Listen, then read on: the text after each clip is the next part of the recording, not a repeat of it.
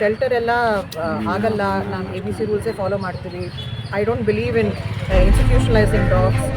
So our appeal to the government, especially CM, is to follow ABC rules. Shelter, our Kamakshi was saying 400 crore, 500 crores ಎಲ್ಲಿದೆ ಹಣ, ನಮ್ಮ tax payers money.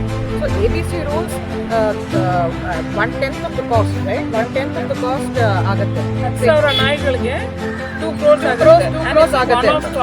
And communities ಇದೆ ನೋಡ್ಕೊಳ್ಳೋದಕ್ಕೆ, ನಾಯಿ ನೋಡ್ಕೊಳ್ಳೋದಕ್ಕೆ communities ಇದೆ.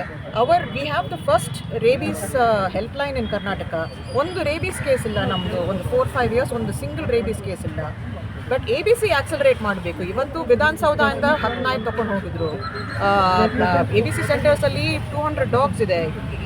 ಏನು ಕಾರಣಕ್ಕೋಸ್ಕರ ಅಲ್ಲಿ ಇದೆ ಗೊತ್ತಿಲ್ಲ. ಸೊ ಅದು they have to be release. ABC focus ಆಗಬೇಕು. ನಮ್ಮ ಗೌರ್ಮೆಂಟ್ ಆಫ್ ಕರ್ನಾಟಕಗೆ ಒಂದು ಅಪೀಲ್ ಆದರೆ ABC ರೂಲ್ಸ್ ಫಾಲೋ ಮಾಡಿ. Let's lead with the path of coexistence and kindness. Harini Raghavan.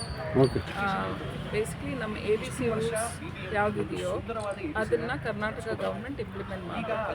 ಇವಾಗ ನ್ಯೂ ಸುಪ್ರೀಂ ಕೋರ್ಟ್ ರೂಲಿಂಗ್ ಬಂದಿರೋದು, it is actually not a scientific sustainable method of managing our problem.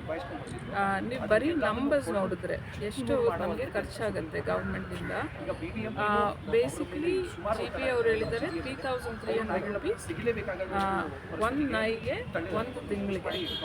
ನೀವು ಬ್ಯಾಂಗ್ಳೂರಲ್ಲಿ ನೋಡಿದ್ರೆ 10% of the population ಹೋಗಿದ್ರೂ 10,000 ನಾಯಿಗಳಿರುತ್ತೆ definitely, between college campus, hospitals, bus stations, train stations ಅದೆಲ್ಲ ಮಾಡ್ತಾರೆ. ಹಂಗೆ ಕ್ಯಾಲ್ಕುಲೇಟ್ ಮಾಡಿದ್ರೆ ನಿಮಗೆ 4 ಕೋಟಿ ಬರೀ ಊಟ ಮೇಂಟೈನ್ ಮಾಡೋದ್ರಲ್ಲೇ ಹೋಗುತ್ತೆ. 4 ಕೋಟಿ ಒಂದು ವರ್ಷಕ್ಕೆ. ಈ ನಾಯಿಗಳು 10 ವರ್ಷ ಇದ್ದರೆ 40 ಕೋಟಿ ಆಗುತ್ತೆ. ಪ್ಲಸ್ ಇನ್ಫ್ರಾಸ್ಟ್ರಕ್ಚರ್ ನೋಡ್ತೀರಲ್ಲ, ನಿಮ್ಮ ಫೆನ್ಸಿಂಗು ಮಾಡೋಕ್ಕೆ ಹೇಳಿದ್ದಾರೆ ಸುಪ್ರೀಂ ಕೋರ್ಟ್ ರೂಲಿನಲ್ಲಿ. ಪ್ಲಸ್ ಕೆನಲ್ಸ್ ಬಿಲ್ಡ್ ಮಾಡಬೇಕು, ಶೆಲ್ಟರ್ ಸ್ಪೇಸ್ ನೋಡಬೇಕು. ಅದೆಲ್ಲ ನೋಡೋಕೆ ಹೋದರೆ ಅದು ಇನ್ನೂ ಒಂದು 200 crores ಆಗುತ್ತೆ 10,000 ನಾಯಿಗಳಿಗೆ. ಅದು ಒನ್ ಆಫ್ ಕಾಸ್ಟ್ ಅಂತ ಇಟ್ಕೊಳ್ಳಿ.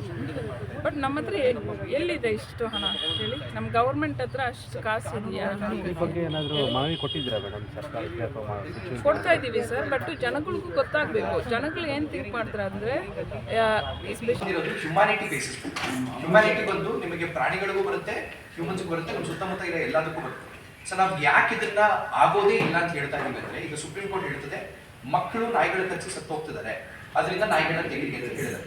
ಬಟ್ ಈಗ ಏನೊಂದು ಬಿಗ್ಗೆಸ್ಟ್ ಪ್ರಾಬ್ಲಮ್ ಆಗುತ್ತೆ ಈ ನಾಯಿಗಳನ್ನ ಹೆತ್ತದಾಗ ಅಂತ ಹೇಳಿದ್ರೆ ಸರ್, ಈಗ ನಾಯಿಗಳು ಯಾವುದರ ವ್ಯಾಕ್ಸಿನೇಷನ್ ಆಗಿತ್ತು, ಸ್ಟೆರಿಲೈಸೇಷನ್ ಆಗಿತ್ತು, ಅದನ್ನ ತೆಗೆದಾಗ ನಿಮಗೆ ಹೊಸ ನಾಯಿ ಒಳಗಡೆ ಬರುತ್ತೆ, ವಿಚ್ ಇಸ್ ಅನ್ವ್ಯಾಕ್ಸಿನೇಟೆಡ್. ಸರ್ ಈಗ ನಮ್ಮಲ್ಲಿ ಏನಾಗಿರುತ್ತೆ, ವ್ಯಾಕ್ಸಿನೇಷನ್ ಆದಾಗ ಆ ನಾಯಿಗಳಿಗೆ ಒಂದು 4-5 ವರ್ಷ ಕಂಟಿನ್ಯೂಸ್ ಆಗಿ ಮಾಡಿರ್ತಾರೆ BJP ಕಡೆಯಿಂದ.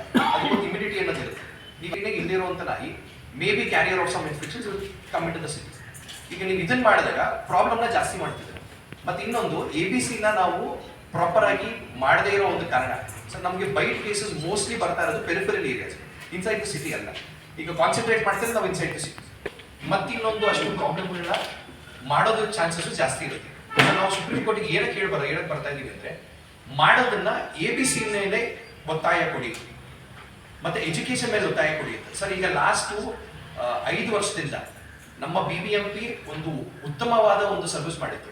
ಯಾವುದಲ್ಲಿ ABC ಮಾಡೋದ್ರಾಗಲಿ, ಎಜುಕೇಶನ್ ಮಾಡೋದ್ರಲ್ಲಾಗಲಿ, ಮತ್ತೆ ನಮ್ಮಂಥ ವಾಲಂಟಿಯರ್ಸ್ಗಳನ್ನ ಇನ್ವಾಲ್ವ್ ಮಾಡಿ.